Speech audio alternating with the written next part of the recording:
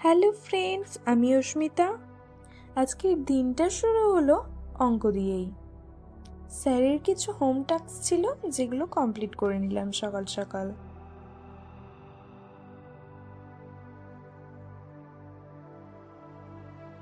আমার স্টাডি টেবিলের পাশের সিনারিটা ঠিক এইরকম, যেটা দেখলেই মন ভালো হয়ে যায়। এরপর আবার আমার পড়া ছিল, তাই আমি রেডি হয়ে নিচ্ছিলাম।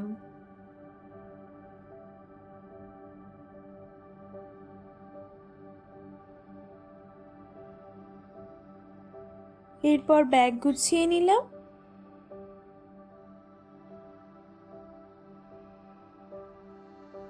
আর ফাইনালি রেডি হয়ে বেরিয়ে গেলাম পড়তে।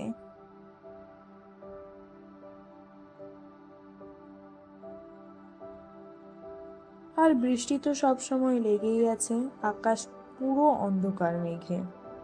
আর আমিও চলে এলাম পড়তে। ওই নীল বিল্ডিংটাতেই আমি পড়তে আসি। স্যার অলরেডি চলে এসেছিল, তাই তাড়াতাড়ি করে পড়তে চলে গেলাম। আজ আবার এক্সাম ছিল। তারপর তাড়াতাড়ি করে বাড়ি এসে আবারও একবার বেরোতে হয়েছিল আমাকে, একটা প্রিন্ট কপি বের করার জন্য। প্রিন্ট বের করে তাড়াতাড়ি বাড়ি এলাম। বাইরে যা রোদ উঠেছিল, এরপর পুরো ঝলসে দেওয়ার মতো। তারপর আজকে আমি আবার বর্ধমান যাব, তাই রেডি হয়ে নিলাম। কি ভাবছো, চুল খুলে যাব? না না, মা তো চুল খুলে যেতেই দেবে না।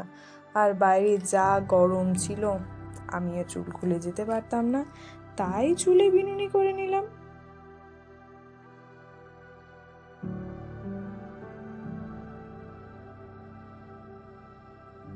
বিনুনি প্রায় কমপ্লিট।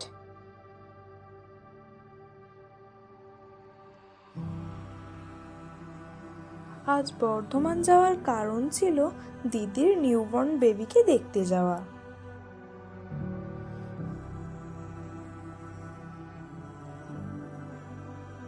পিকাচু।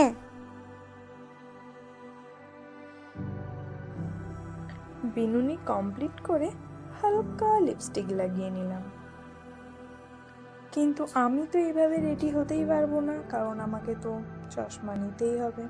তাই চশমাটাকে একটু পরিষ্কার করে নিলাম।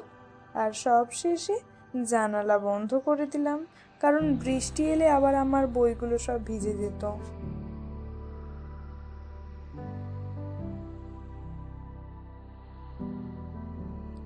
এবার বেরিয়ে গেলাম। রাস্তায় বেরিয়েই পুচকুটার সাথে দেখা হয়ে গেল। আমিও একটু ওর গাল টিপে দিলাম। আর বেরোতে না বেরোতেই বৃষ্টি, চারিদিক পুরো বৃষ্টির জলে ডুবে গেছে।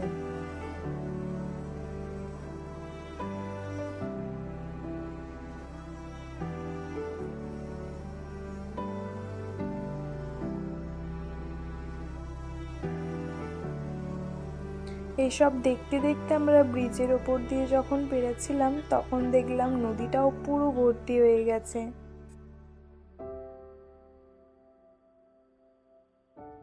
সেই সাথে সাথে দেখি দুর্গাপুজোর জন্য এখন থেকেই প্যান্ডেল করাও শুরু করে দিয়েছে।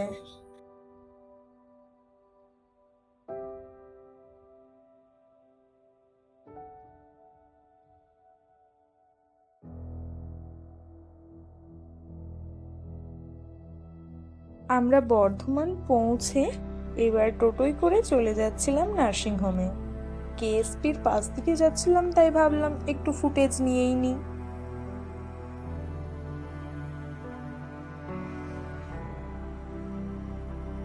এবার কেএসপি কে টাটা করে আমরা চলে গেলাম নবাবহাটের দিকে। আর এই রাস্তাটার দুপাশে সবুজ গাছ, মাঝ দিয়ে রাস্তা, সেখানে প্রচুর গাড়ি যাচ্ছে আর ঝিরঝিরে বৃষ্টি পড়ছে। উফ, জাস্ট ওয়াও লাগছিল।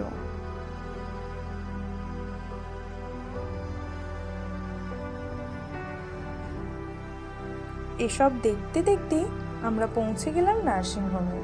সেখানে তো গিয়েই আগে পুচটুকে কোলে নিয়ে নিলাম।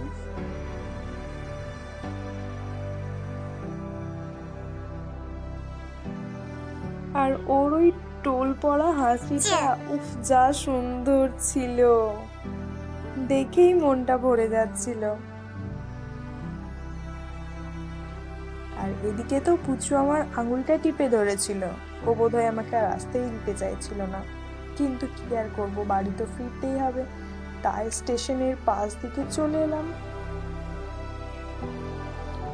এলাম কার্জন গেটের কাছে।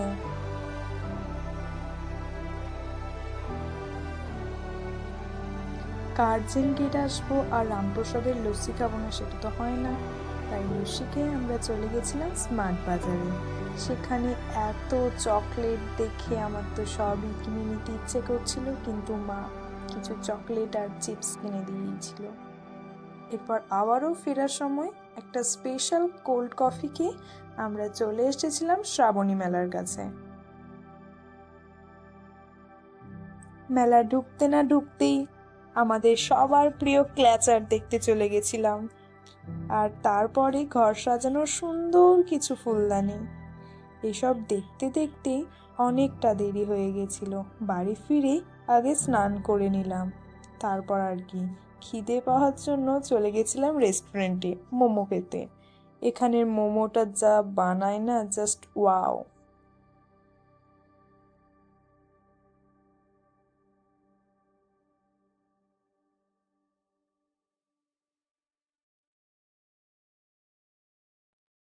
মোমোর স্যুপটাও খুব সুন্দর, পুরো চিকেনে ভর্তি থাকে।